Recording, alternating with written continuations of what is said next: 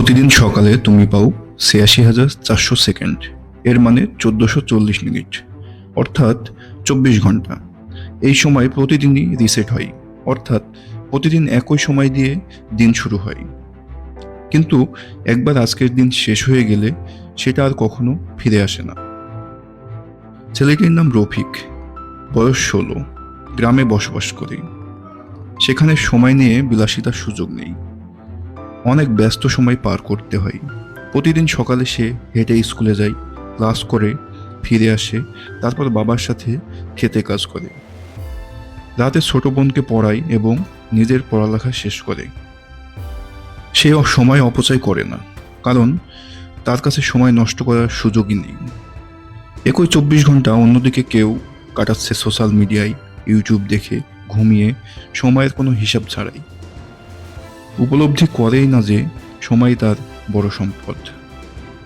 গড়ে একজন মানুষ ৬ বছর সোশ্যাল মিডিয়ায় কাটায়, আরও ৮ বছর টিভির সামনে।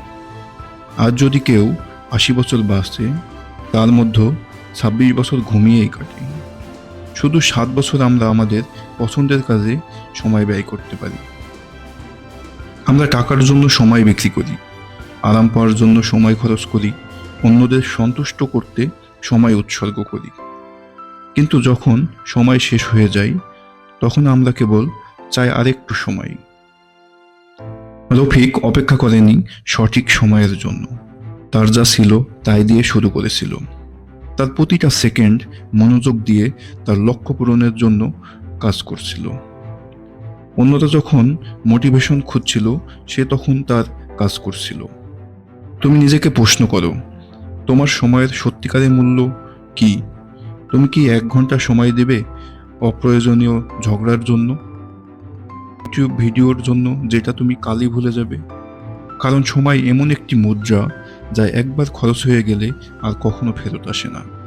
এটা ফেরতযোগ্য নয়, জমিয়ে রাখার সুযোগ নেই, নাই কোনো থামিয়ে রাখার সুইচ। ধরো তুমি প্রতিদিন মাত্র ১ ঘন্টা ব্যয় করো নতুন কিছু শেখার জন্য, একটা স্কিল গড়ে তোলার জন্য, নিজের স্বপ্নকে পরিকল্পনায় রূপ দেওয়ার জন্য। তাহলে বছরে তুমি পাবে ৩৬৫ ঘন্টা, মানে প্রায় ৯ সপ্তাহ পূর্ণ সময় কাজ করার মতো। একবার ভেবে দেখো, সময়কে কাজে লাগিয়ে তুমি কতটা শক্তিশালী হতে পারো। তুমি প্রতিদিন যতটুকু সময় পাও, তার থেকে আর বেশি সময়ের দরকার নেই। তোমার দরকার যেটুকু সময় আছে সেটাকে মূল্য দেওয়া। কারণ তুমি তোমার সময় যেভাবে ব্যয় করো, তোমার জীবনটাও সেভাবেই গড়বে। তুমি আরও টাকা উপার্জন করতে পারো, কিন্তু তুমি আর সময় বানাতে পারো না। তাই সময় ব্যয় করো বুদ্ধিমত্তার সাথে।